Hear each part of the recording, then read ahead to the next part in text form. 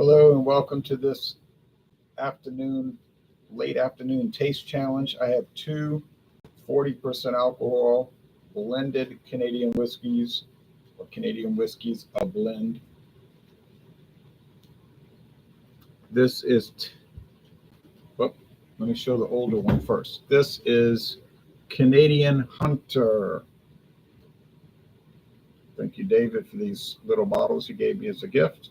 I did have a full-size bottle, but it was all gone. And if I'd have known he was giving me this gift, I'd have kept the bottle and dumped these in it, but I didn't know that. So here's Canadian Hunter.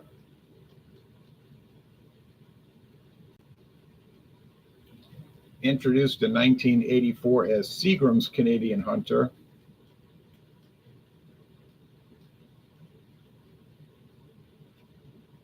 It's got that little bullet there, like the bottom of a cartridge. Seagram sold this to the Sazerac. Oh, I have to get the glasses.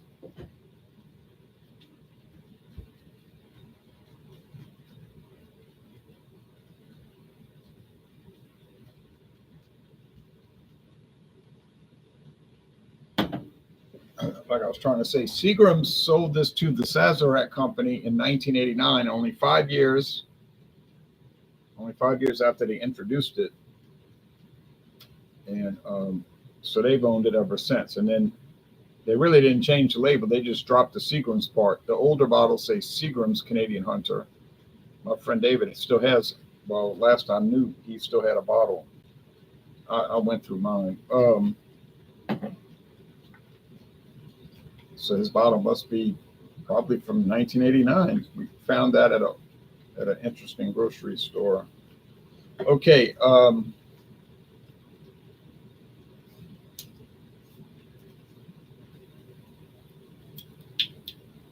So I can barely read it. It's so small. Canadian whiskey with natural flavors, plural.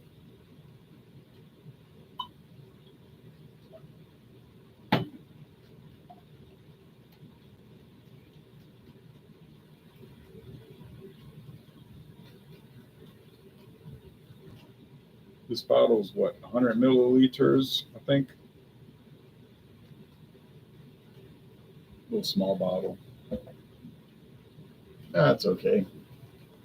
I can get this. Mathern's has it, I think $9.99. If I'm not wrong. So, introduced in 2013, we have Tennessee Crown Club. Tennessee Crown Club.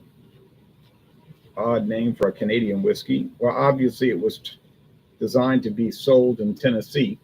Grand Reserve, small batch, aged 7 years in ex-bourbon barrels, finished in ex-sherry casks, 85% corn, 15% rye, from Select Club. They don't show it on their website. It's imported by a synthetic rubber stopper, wooden cap. Imported by Quality International of Houston, Texas. Now, I had never seen this in Louisiana. Well, honestly, I never heard of it. But I saw this at a store somewhere on the west bank of the Mississippi River in Jefferson Parish, Louisiana. There's a lot of stores over there. And I was like, what in the world is this stuff? I recognized the bottle design because it looked like the Texas Crown Club and some of the Select Club flavor whiskeys, which I can get right here 1 mile away. But I was like, I never heard of this stuff. But they had it for $7.99. And for $7.99, all of a sudden, I got interested.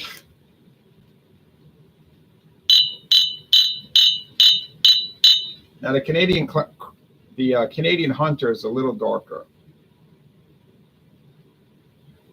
A little bit more amber, and the other one's a little bit more gold. There is a product called Canadian Hunter Rye, or they call it Hunter Rye. But Canadian Hunter Rye is sort of rare. Actually, it is quite rare. But I did a bottle, full-size bottle, for $11.99 at Liquor Warehouse in Arlington, Texas. So been a really good product. Not, not amazing or anything, but good. Herbie says, "Sir, try." Okay, I had. Yeah, all right. Well, Herbie, we're just gonna.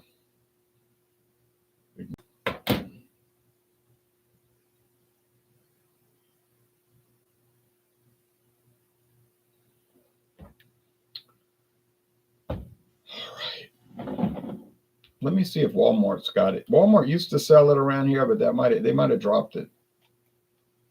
They were kind of overloaded on.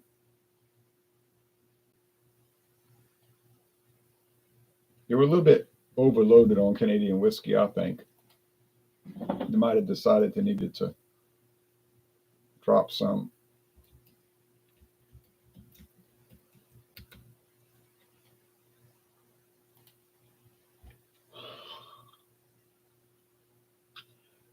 Yeah, they don't have it. They don't carry it anymore. I thought I hadn't seen it for a while. They just cut it. Well, wasn't selling, so. But Mathern seems to be doing all right. I can't say it is because I don't know that. Now Walmart has a lot of Canadian whiskeys, and they're still really cheap. But yeah. Okay, not going to stress that fact. Hey Jay, happy Monday. Which is the least expensive? Well, normally Canadian Hunter, you can get it for like about $10 a bottle. Although ABC or North Carolina Liquor Control Board had it for $7.98 for a handle. Don't ask me how. I just looked at the website. But yeah, it's cheap. If you buy a handle, it usually about $15.99. This one runs about This one runs about $25 per bottle, usually about 25. So you figure 10 or 11 versus 25. So the Tennessee Crown Club is a good deal more expensive, and but I found it for $7.99. Super sale. I'm sure every bottle on that shelf was gone by the end of the day. You know what I'm saying? Like they just stuck it out there, $7.99.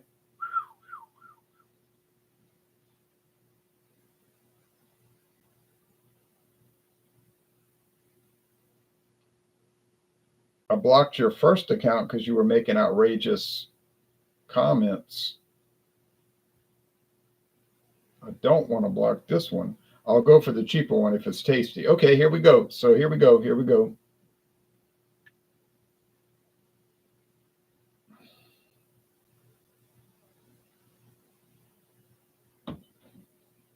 Let me do a little bit more mixing.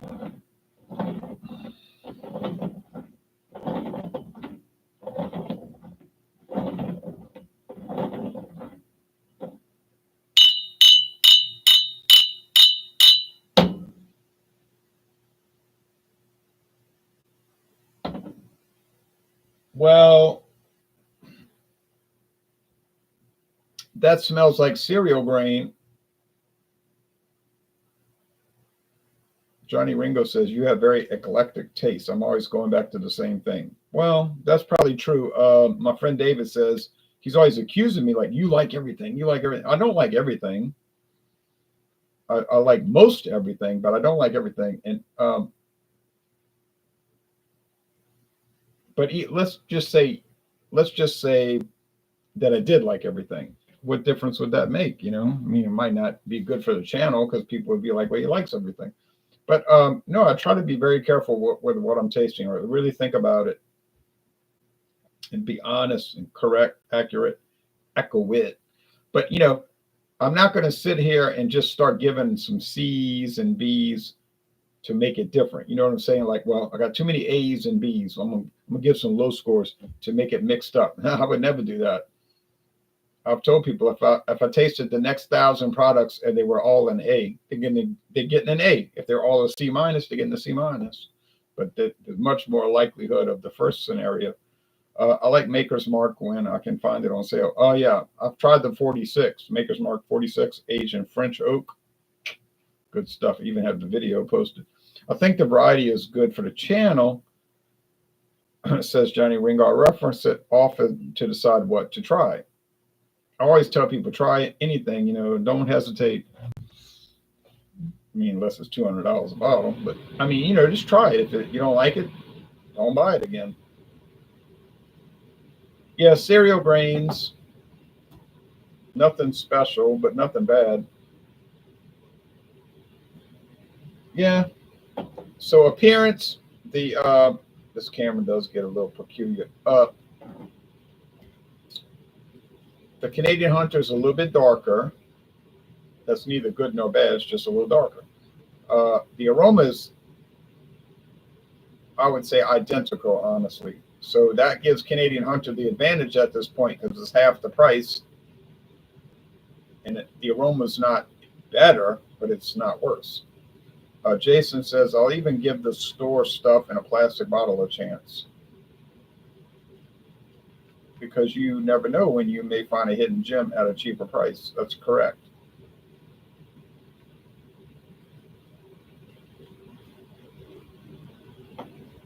And if you buy it and you don't like it, big deal. Don't buy it again. I wasn't too thrilled with that Mexican sandwich spread. It was real pasty. The flavor was all right, but it's kind of like the consistency was like paste. So guess what? I won't buy it again. I didn't hate it.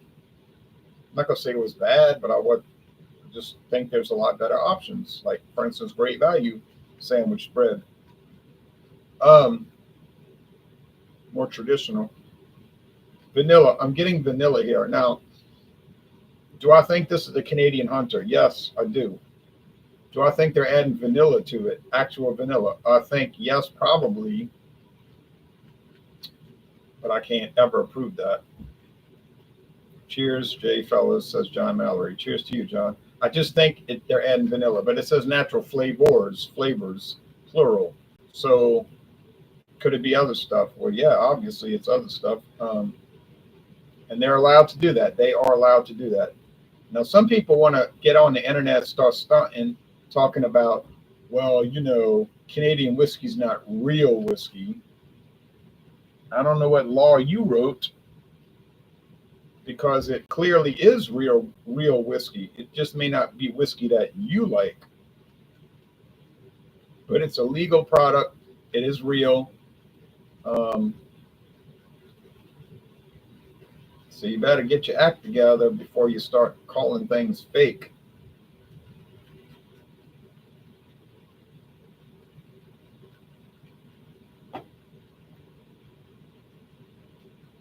I like the flavor. It also tastes like pecan oil and walnut oil and nut oil. I was walking in the backyard a little while ago. I was looking at this black cat. I was watching. He must have killed something. I saw him eating something on the ground. I said, I bet he killed another bird or a squirrel. He's a real ruthless killer, but like all cats, But something started falling out the pecan tree, and it was the pecan green, like covering the husk. I'm looking up. Squirrels must have been getting those and chewing the pecan out of the husk and throwing the husk out the tree. So I said, oh man, fall is on the way because we got pecans falling out the tree everywhere. But the point of me making that point is that it reminds me of this. Like, this tastes like pecan oil. Would that be a natural flavoring? Well, it would. If it came from a pecan, it would be, because it would be oil from a pecan and it had a flavor, which would be like pecans. So it would obviously be a natural flavor. And it would be allowed in Canadian whiskey, because if you read the regulations, all it says is natural flavor. It doesn't say what type, where it's got to come from, none of those things. It just says it has to be distilled from grain or grain products. And I found that interesting in the current law, grain or grain products. So I said, oh, I'm saying this to myself. Corn or corn syrup. or corn extract. But corn grits might be what they're talking about. Pulverized corn, which you can buy. I know y'all all seen grits. I would assume you have. I got a bag. I could show you what they look like, but I'm sure y'all all seen that. But you can make the whiskey from the grits. It's sort of like if you ever seen cornmeal, I'm pretty sure you know what I'm talking about. But they usually not always, because they do sell yellow corn grits from Alabama. But I got a bag of the white grits. But yep, you've seen. All you do is soak it in water, heat it up real hot, and it gets soft. It gets soft like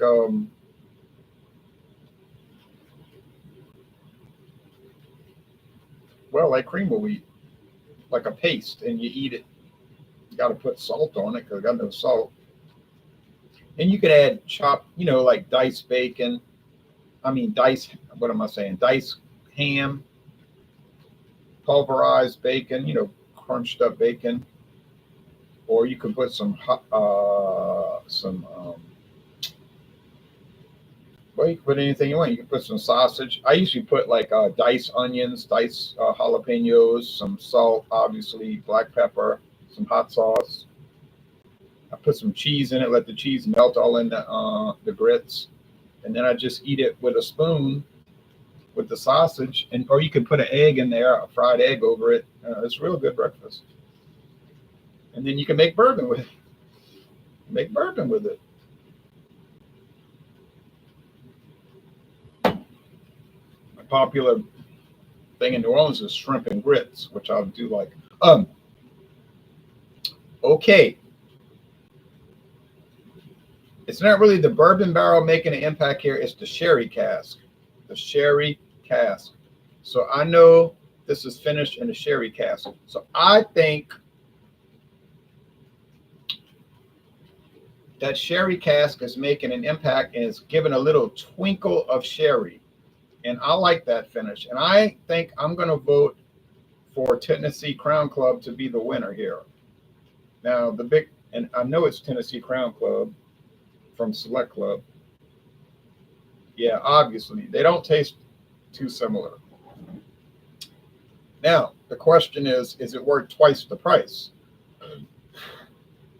You could get a bottle of this for $10. You might find this for $20, but I don't think you will. But you might. I found it for $7.99, but that's Louisiana, the world's craziest liquor place. But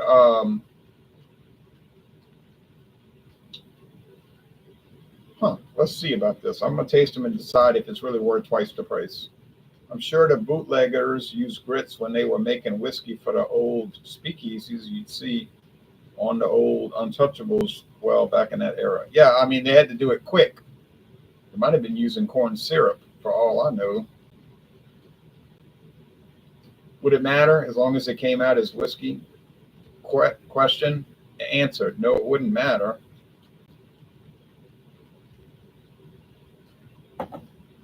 Oh, I'll give you an example. When I went to the Barton 1792 distillery and took a tour, they showed us every step of the tour. The first step was dumping the corn out of the truck into the vats, the hoppers, they call it, a storage unit. So here comes the corn pouring out of the truck. And it was corn kernels, thousands and millions of corn kernels. It went on for like 20 minutes, just pouring it. And it had these grates on the ground, like metal grates so animals couldn't get in, like rats, for instance. They love eating corn. Pouring in there. But the girl said, we don't use the whole kernel. She said it gets dry, or some kind of way they get it dry, like hard, like a rock. And she said, we got this big hammer that hits it. And she was showing us that. She said it comes down like bam, bam, bam, bam. And it turns it into grits, which is pulverized corn. And she said, and then we soak it in the water for days. You know how they do it to get it ready for the liquor. But I was thinking just now, why they don't just buy the grits already done? But maybe it costs more to buy them, and it might be cheaper for them to just pulverize it themselves. They got the machine; they've been having that machine probably 100 years, just like a hydraulic thing. It's bam, just a bam.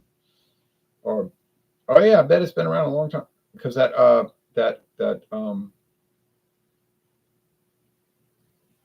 mill that they were using, this thing that crushes up the grains like the barley and all, that's an old machine. She was talking about how old it was, like cast iron. Uh, it's 4 a.m. in India, and you need to be asleep. Oh, wow, says Jason. It's really 4 a.m. in India. I believe that. You don't have to convince me. I know about time zones. Cheers, Louisiana Whiskey Reviews. Have you ever heard the saying, Jake leg, when it relates to whiskey? No, I'm afraid I haven't, Tommy. All right, now we're going to end this because baseball is about to come on. Major League Baseball, and many people like to watch that, and I'm one of them.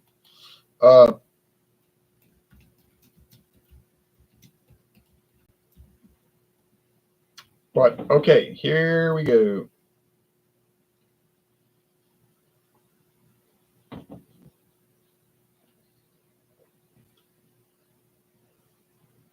I do like the vanilla flavor and the nut oil and all that, whatever it is. I'm approximating. I could be totally off base, but that's what it tastes like to me. I like it. I like Canadian Hunter. Would I buy it again? I would theoretically. In reality, I probably never will because there's so many others I like to try. I'm not going to sit there and just retread things. I want to try new Canadian whiskeys. But if you're ever thinking to yourself, should I buy a Canadian Hunter? My answer would be, yeah, if the price is right now and you're comfortable with flavoring being added. Although remember, any Canadian blended whiskey could have flavoring added and they don't have to put it on the bottle. They could just slip it in and you don't know. Could this one have flavoring? Very clearly it could. Doesn't taste like it does, but it could. Certainly could. I'm going to say judgment call. I'm going to leave it up to you, judgment call. You decide, like, if you're willing to pay the double amount, go ahead, go for it, but if you,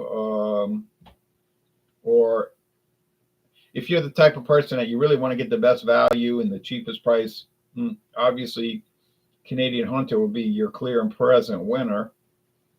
Although then you'd have to consider caliber. Now, this is assuming you live in a state where Walmart sells liquor. As you know, I'm in Louisiana, and Walmart definitely sells liquor. Very expensive ones to the cheapest of the cheap. And I'll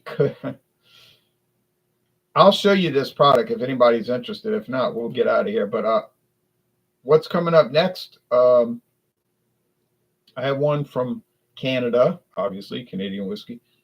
It's bottled in Minnesota. It's called McAdams. McAdams. Been around since 1987, almost 40 years. But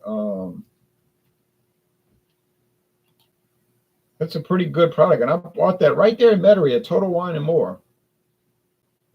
Total Wine and More. And it was a very low price. I don't know if that was like an introductory price or if I don't know the answer. Okay. Jay's research is great. It's like sitting at the bar listening to the logical, intelligent bartender. Oh, thank you, John Mallory.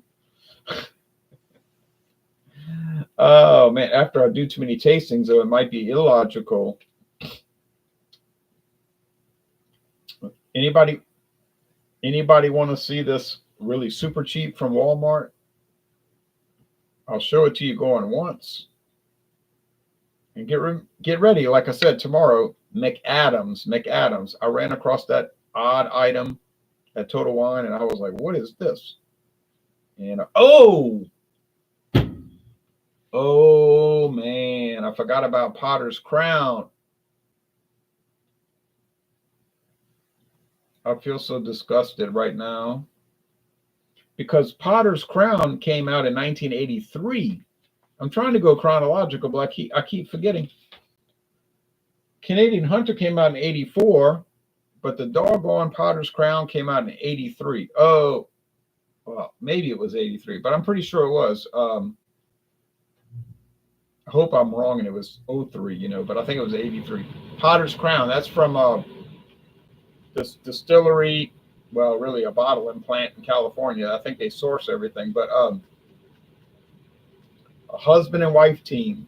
I think the man was he was in World War II, and they met in Hawaii or something. And it's like a really interesting story. But this husband and wife started this liquor company in California, and they both passed away. I'm sad to say, but they were like very old.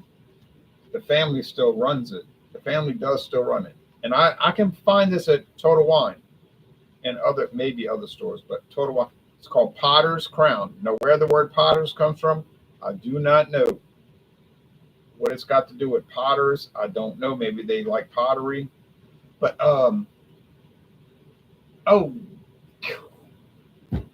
forgot about the doggone Potter's Crown. Well, I'm gonna get on that case right now for tomorrow morning. I'll have to look at that.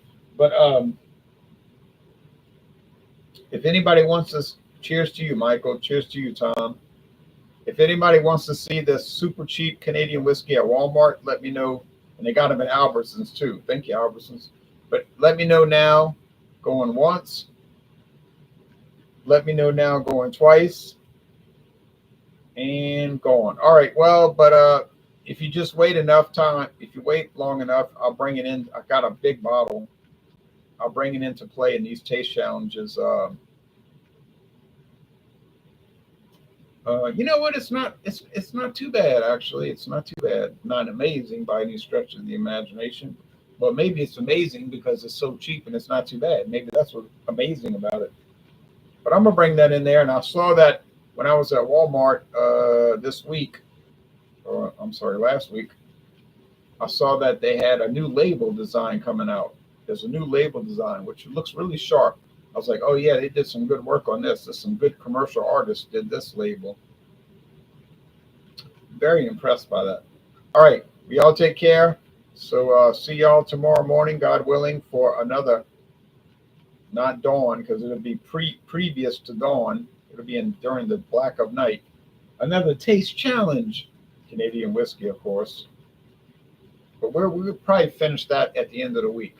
I think by the end of the week, meaning going into September, well, we'll be into Ireland. We'll be on to Ireland, which means I got to review that Irish whiskey I've got. Oh, Lord. I got to take time out to do an Irish whiskey review. Got to figure out when to do that one. I'll have to see if anybody else has reviewed it. Okay, y'all take care. Bye-bye, everybody.